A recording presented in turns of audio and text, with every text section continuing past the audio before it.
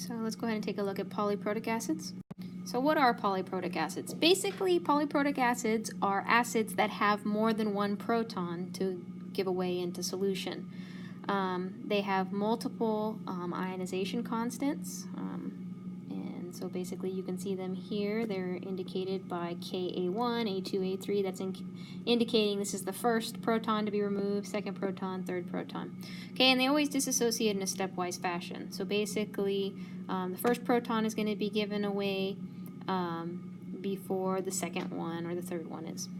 So some examples, an example of a diprotic acid is carbonic acid, so H2CO3. So we, in this case, have two hydrogens attached to the oxygens in the molecule, okay, and these two hydrogens are subsequently acidic protons. Okay, so the first ionization process, H2CO3 is going to ionize to H plus and HCO3 minus. And the Ka value for that first step is 4.3 times 10 to the negative 7.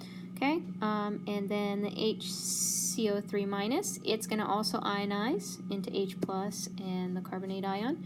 Okay, and this ionization process is equal to 5.6 times 10 to the negative 11. So typically what we see for acids, or weak polyprotic acids, is that as we progress through the ionization process, the K values get smaller and smaller. So basically, the acids pretty much get weaker and weaker. Okay, triprotic example here, phosphoric acid.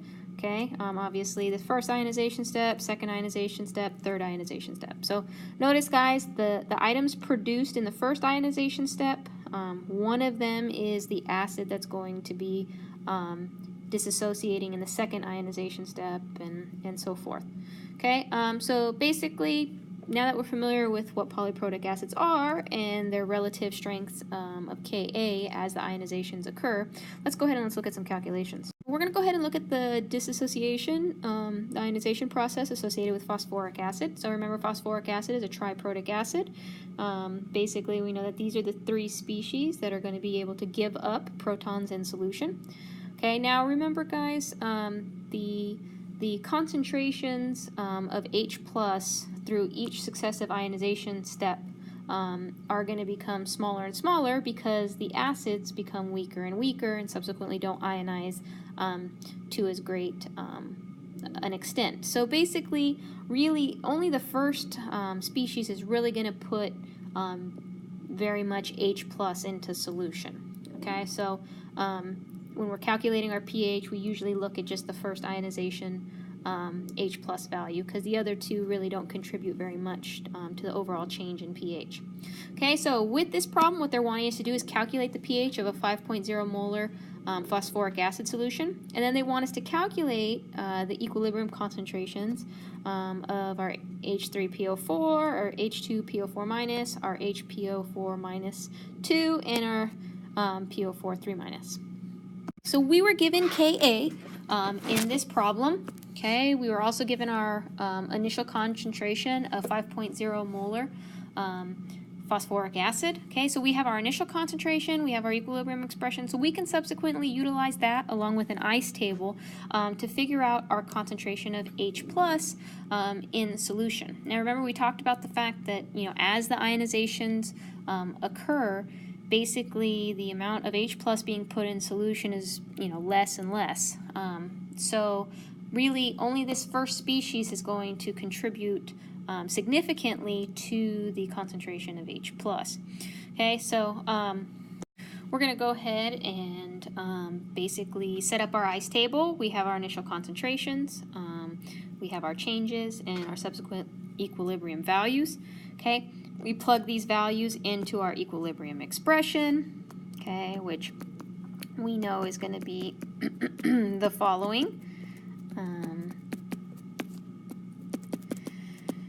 Okay, and once we plug those in, we're going to use the approximation method to get rid of the x here. Okay, so we go ahead and cross multiply up, take the square root of both sides, and we're going to end up with an x equal to 0.19 molar.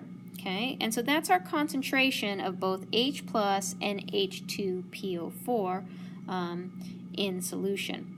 Okay, now they also want us to indicate the concentration of H3PO4 at equilibrium. So we're going to take our 0.19 and plug it in as X here. So 5 minus that 0.19 is going to give us our 4.8 molar concentration. Okay, now we've talked about the fact that the first ionization constant is really going to be what contributes the true quantity of H plus in solution, or the appreciable amount of H plus in solution. Okay, so we can take our H plus value, we're going to plug it into the negative log of H plus, okay, and that's going to subsequently give us our 0.72 value for our pH. Okay, now all of this is possible, obviously, because we've done the approximation method. Okay, obviously if we check this by dividing by our 5, we're going to get way less than 5%. Okay, this approach, basically your approximation method, check. So that's completely acceptable. Now, so far we have figured out the concentration of all three of these. However, we know that this H2PO4- is going to ionize into some H plus and subsequent ions. So we need to go ahead and take a look at how to figure out those values. Now, in order to figure out the remaining concentrations, we obviously are going to need to take into consideration the ionization processes that are occurring in the various species that remain. Okay, so in the step that we looked at before, we looked at the ionization of this species into H plus and this species here. Okay, so we know that this is what we have in solution, and it's going to ionize as well. So there's going to be an ionization process that we need to write out as seen here. Okay, in that same way, okay, this species is also going to be able to ionize, so we need to subsequently write out the ionization process for this. Okay, now both of these processes, okay, have equilibrium constants. Now these can be looked up in a chart, or they'll be provided for you. Okay, so basically, obviously, you need to know that Ka value in order to help yourself out. Okay, now after we've written out our equilibrium expressions, our equilibrium processes, we need to write out our equilibrium expressions for each of these steps. So my Ka2, okay, I'm going to write that with respect to this ionization process. I have my products divided by my reactants. Okay, now I need to look at what I do know. Okay, well, from the previous problem, we established the concentration of H2PO4, okay, and we've also established the concentration of H plus. Now remember, the contribution from this ionization of H plus is going to be very small, so really what we're going to do is we're going to use the H plus concentration from the original first ionization step. Okay, so we plug in that 0.19 that we calculated for both our H plus and our H2PO4-1. Okay, we don't know the concentration of this. That's what we're trying to figure out. So we just leave that as X. Okay, and that's all going to be equal to our 6.2 times 10 to the negative 8. Okay, we cross multiply the 0.19, divide out the 0.19, solve for X. X is going to be equal to 6.2 times 10 to the negative 8 molar. Okay, so that's our concentration now of HPO4-2-. Okay, so we figured out the concentration of these three. Now we need to figure out this last one here. Okay, so now guys, once again, notice that the concentration we've calculated here is the concentration of the reactant in this third ionization process. So as we did earlier, okay, we're going to write in our equilibrium expression. We know our Ka constant value. We know our concentration of our HPO4-2-.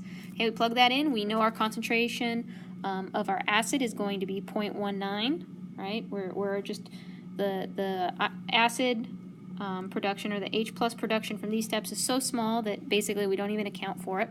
Okay, we have our X value here because we don't know what our phosphate ion concentration is. Okay, this is all set equal to the Ka3 value. Okay, so for this third proton coming off this phosphoric acid molecule, we subsequently solve for X just like we did in the previous step. Okay, and that gives us a concentration of 1.6 times 10 to the negative 9. Okay, so what should all of this stuff tell you? Okay, well, obviously, guys, as you look at the concentrations, right, the concentrations of our species are getting drastically smaller, right? So the concentration of the acid produced after the second ionization process is much smaller than what was present previously. Okay, so this 0.19. Okay, and then the 6.2. Okay, once this ionizes, right, we're now producing this PO43-, and this concentration gets even smaller. Okay, so this is just showing us, guys, that the ionization progression, as you lose protons in these molecules, basically what happens is that you're ending up with a weaker and weaker acid. Okay, weak acids don't ionize very well, and so you subsequently get stuck with smaller and smaller concentrations of each.